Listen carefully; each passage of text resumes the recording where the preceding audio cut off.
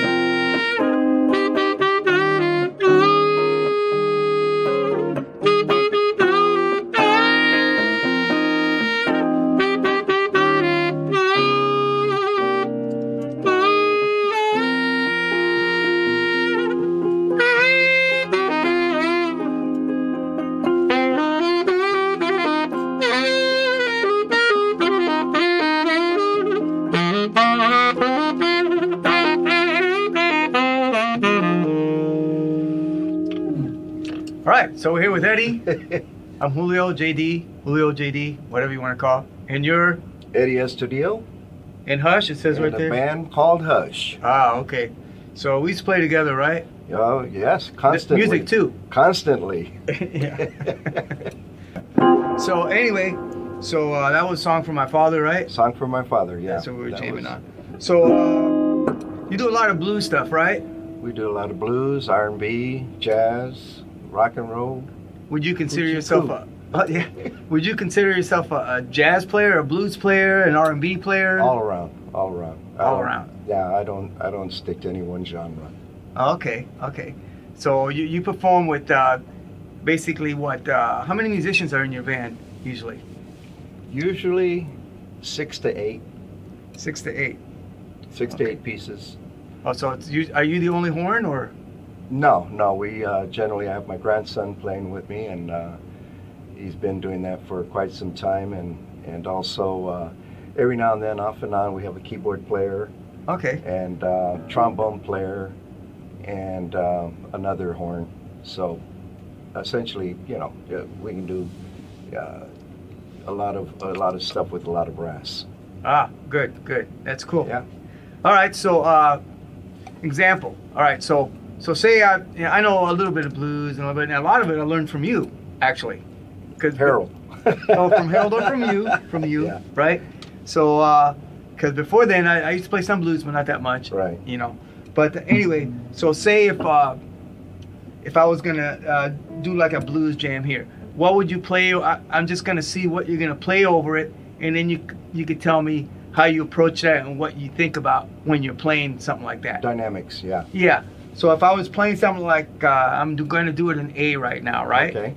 If I was doing something like a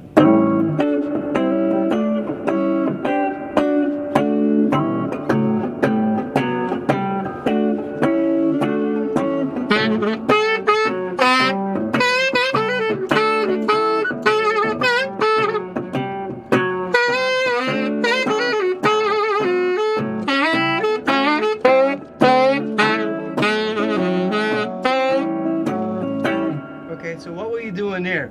You just played basically in between notes. In between notes. Right. Okay. And what kind of a scale are you using in there? Are you using like a major, a minor scale, or pentatonic type stuff? Sound like pentatonic. Yeah. That's what it sounded like. It's more listening to the rhythm and then using your ear. Ah, okay. Yeah, because that sounded pretty good. Now, how about if I was gonna play something like something in a minor field that's a lot slower. Okay. So I'll do it in the same in A minor instead of just the A. Okay. So it'd be something like kind of like The Thrill Is Gone or something like that. Like right.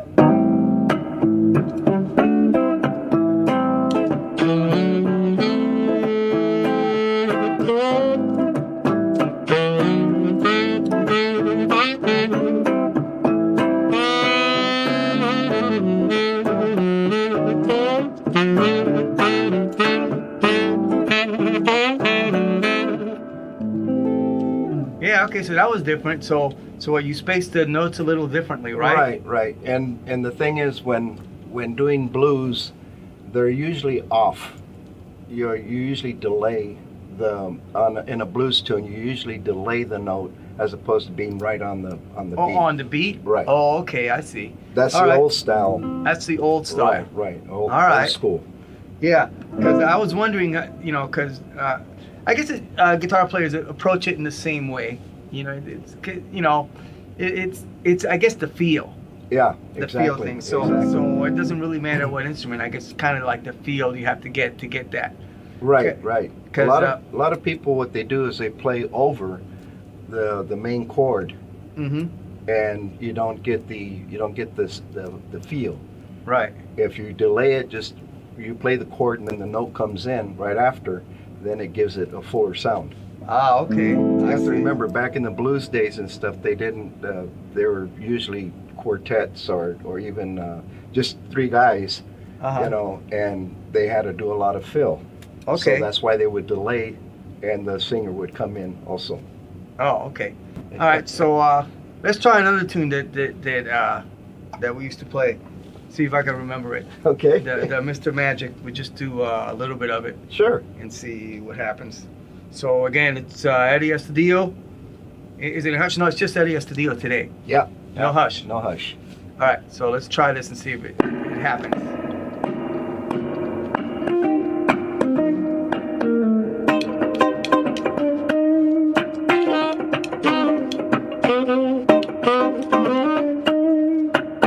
Yeah.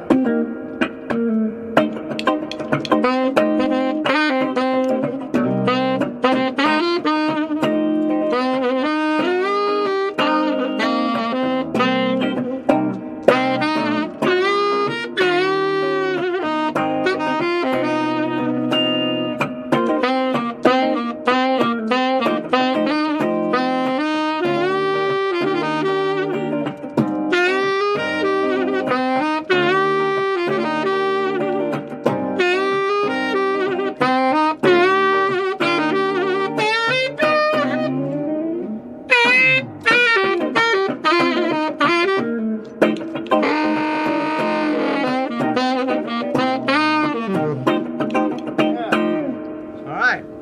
I got through it. At least a little bit. So that's Mr. Magic by Grover Grover Washington. Washington. Yeah, that's actually one of my favorite tunes. It has become after playing it with you for such a long time. Yeah, I brought it over to a couple other bands and they like it too.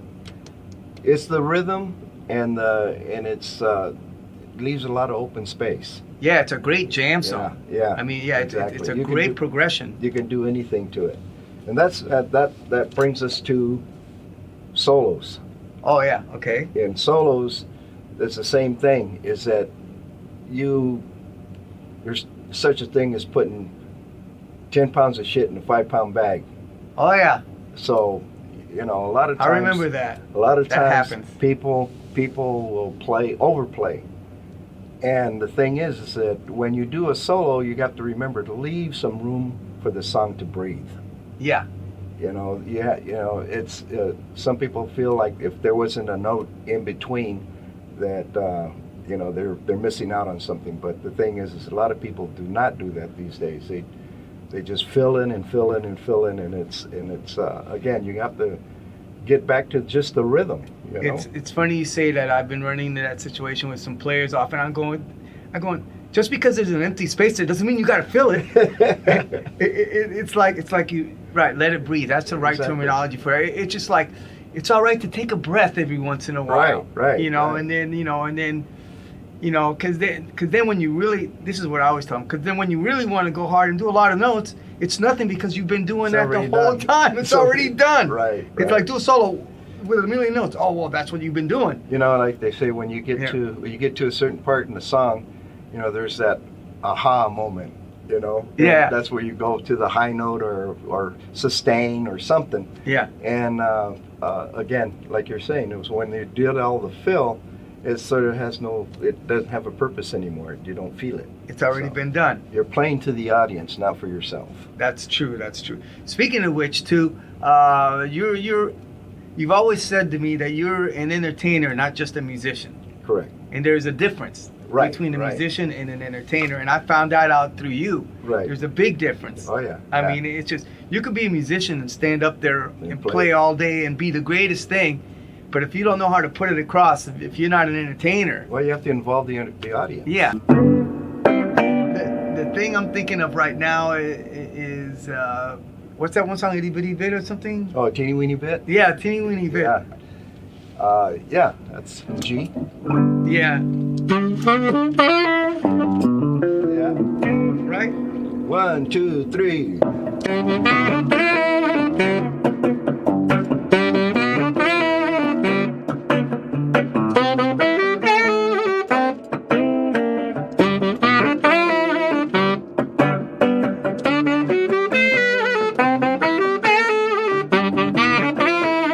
You know I don't need much, just need a little bit. Don't want it all, just need a little bit. Just a teeny weeny bit of your love.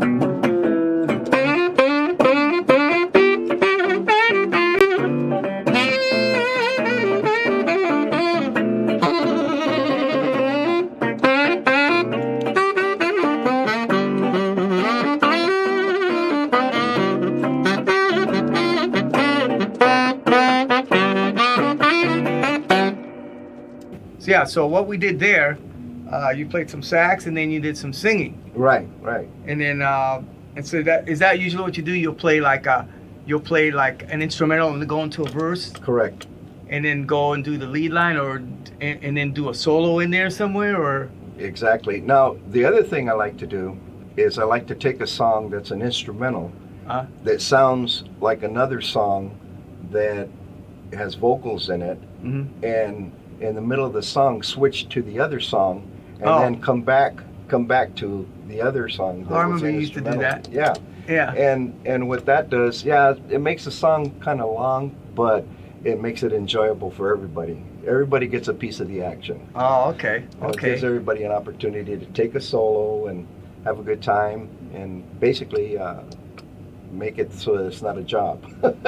Yeah, but the job is loading the equipment in and out. Yeah, right? that's the job. Yeah, that's the job. Setting up. Yeah, and setting up. This is just enjoying yourself Of and course. making other people enjoy the music at the same time. Right, and getting paid. And getting paid, which is these days it keeps going lower and lower from what I hear. You know, it's like, and unless you're doing like the higher corporate gigs, Right. you know, because the club life nowadays is And that's why dying. That's why it pays to do all genres, because this way, you know, what I like to do is read the audience. We play a couple of tunes. If they don't get up and dancing, then we switch the genre, and then once they start getting up and dancing, and then we stick to that. And it works. That works. Yeah. People enjoy that, and there's a lot of times when you know, I don't like to go with the set list. What I like to call it is a list to pick from.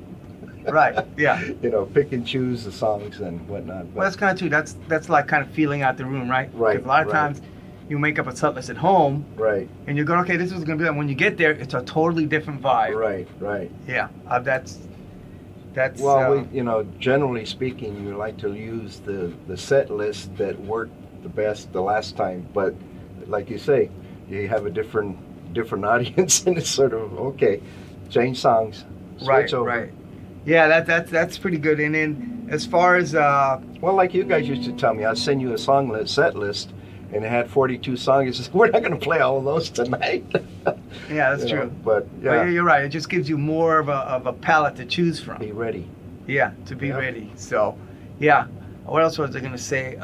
Yeah. So when you're talking about an entertainer, that's for you. That's like getting the crowd into it. That's right. What separates the difference between an entertainer and a musician? I mean, what's the big thing? A musician is, of course, is going to know the song and play it just like it was recorded and whatnot. And then you get the entertainer that essentially acts out the song, and not only does that, but also gets the audience to participate in it. Mm-hmm. Just like when we used to do Oop Oop A Doo. Oh, yeah, okay. You know, we would, oh, and then the audience would answer back. Oh, and yeah. Of course, and then then they're involved in the song, and then once the music starts, then they would get up and dance. Yeah, You that's know, true. That type of thing, and because they're involved, and they would continue singing out in the audience, although you didn't want that. But anyhow, it still worked out. I remember that. I definitely remember that. Yeah, there was also, yeah. What I liked about the band too is like the jams in between. Right. You know, we would do a song, but it would never be like the record. It would Right. never be the same. Yeah, we added to it. Yeah. You know. It would always be. We never made it better. We just added to it. That's why they made the money and we didn't. Yeah, I remember that. So, all right. Well, so I mean, do you play a lot of dates these days, or is it kind of hit and miss? Or It's hit and miss. You know, for a fact, as long as you've been doing it, also is that January, February, March is dead months, and then it picks up in April when the festivals and the right. concerts, outdoor concerts, and then of course summertime, and then weddings and corporate events, festivals, all of those things all happen after that first 3 months. Now everybody thinks April's a dead month because of taxes, but that's not true. Oh, okay. Because a lot of people get taxes back. Right, exactly, that too. The ones that did it early. Yeah, that's true. I have to do mine. That's true. I still have to do mine. But yeah, so that's pretty good. And then you also do. There's also a lot of clubs in the area that do jams too, right? Correct. Yeah. Then I like to go to these jams. Number one, it gives you the opportunity to play with somebody you've never played with before and try to work it out. And of course, a lot of people, inexperienced people.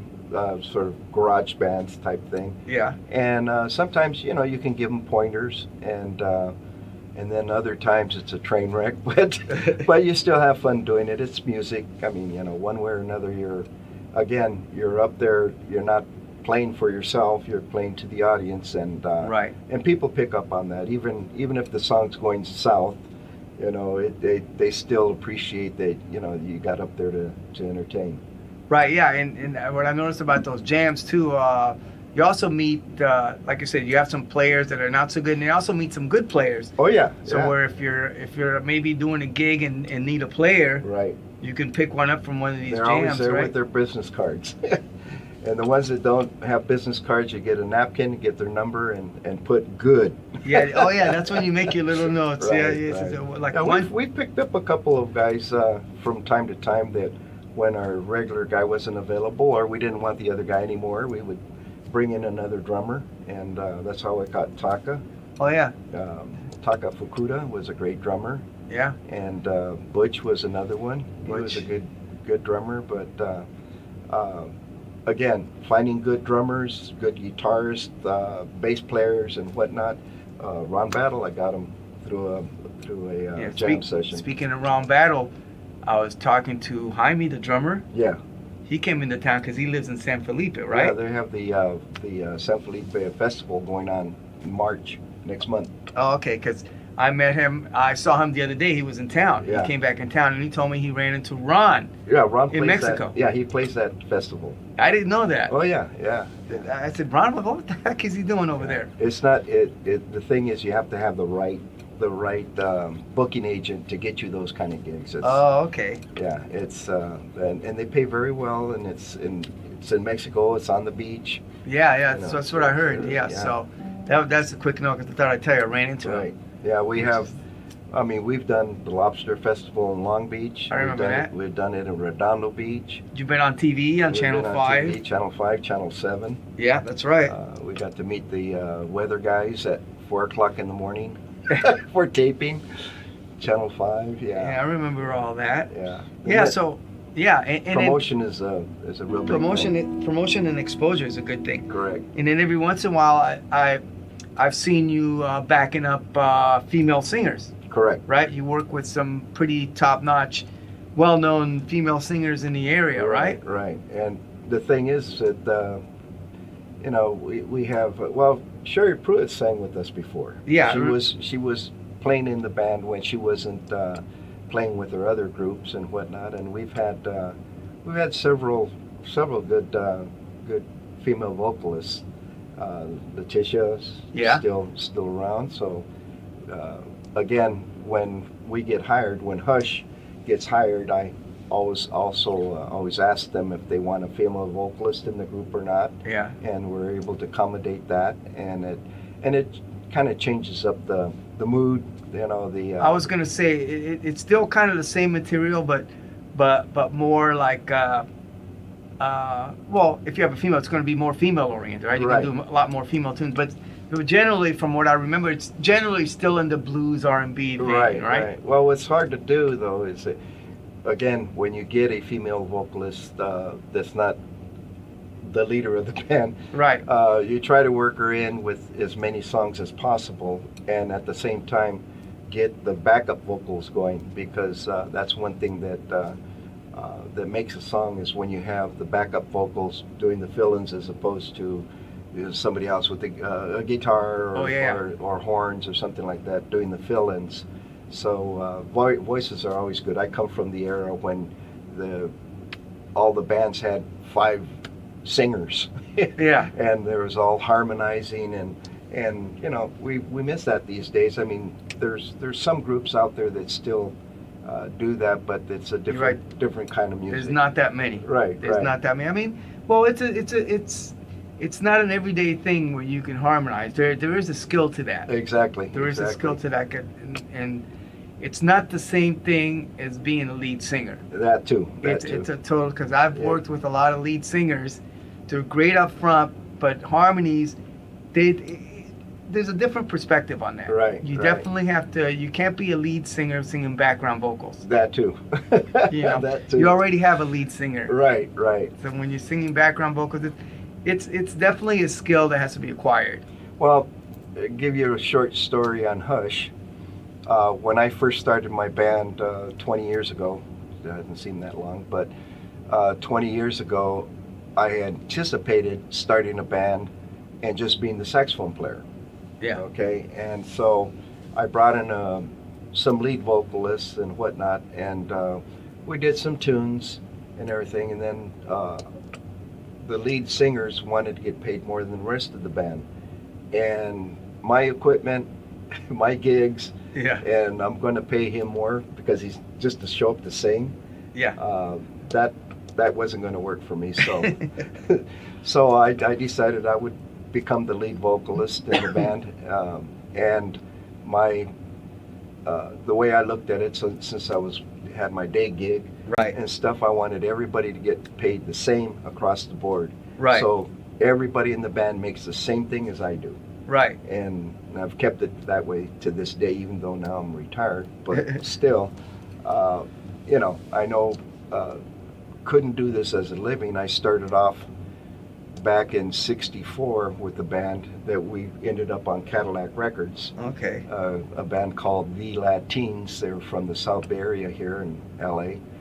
And we were recording, and we did the Wolfman Jack show a couple of times. And Wolfman Jack, I remember Wolfman Jack. Wolfman Jack. And anyhow, I thought I was going to be a rock and roll star, so of course I didn't put anything into future. Right. And was just being a musician. And 1974 came around, and oh, to my surprise, disco.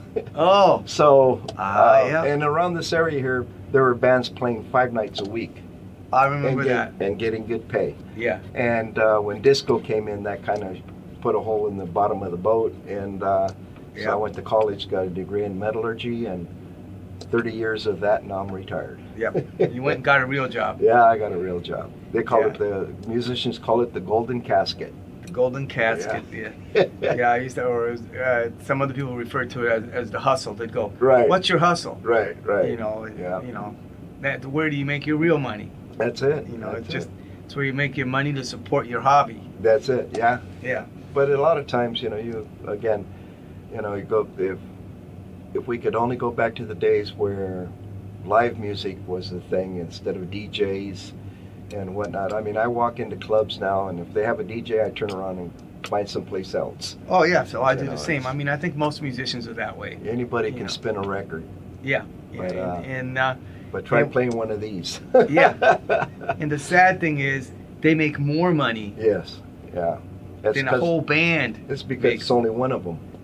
Yeah, well, even that. Yeah. Some of them get paid the same amount as they would pay 5 people in the Right, band. right. You know, and figure the logic to that. There is no logic. Yeah, I But- don't understand it either. Yeah. So are you playing actively in town now or around the area? Right now, it's like I said, January through April, it's usually slow, and we have a couple of bites, and we'll be picking up on a regular basis, and I try to get us out at least 2 to 3 times a month, as opposed to playing a lot, because you don't saturate your area. Yeah, you don't burn it out. Right, and people are always wanting to come and see you again, and that's word of mouth. That's how you get hired. Oh, that's true. That's true. So if people like your music, they will come back. Good. Yeah, and your music is always pretty much. I hear a lot about it, and it's pretty much well known around. You know, you're pretty much well known in the area. Yeah. You know, Hush has been around for a while. Right. So I'm sure people look forward to you coming and playing and stuff like that. So that's good. I'm glad you're still active. So what I want to end it with a tune that everybody knows. Yeah. Something in it? Yeah. It's a drinking song. You're familiar with drinking, aren't you? Oh yeah. I know. Patron's my boss. Right. So why don't we play the song that kind of goes along with that, right? Tequila. Oh, Yeah. really? Let's see, how does that go again? 1, 2, 3, 4.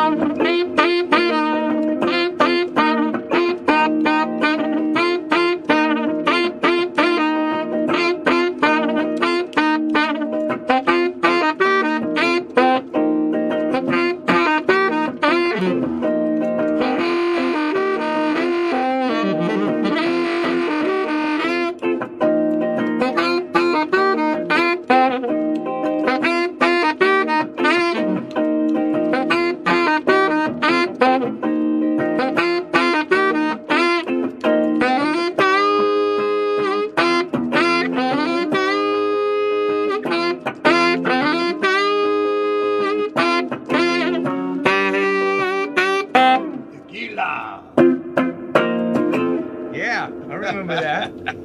Anyway, all right. So it was cool seeing you again, All right. Well, Eddie. the hearty handshake. Eddie Estudillo and Hush, and keep us in check and let us know when you're playing around town, Sounds good to me. and we'll catch you on the next one All right. Maybe be on the next gig.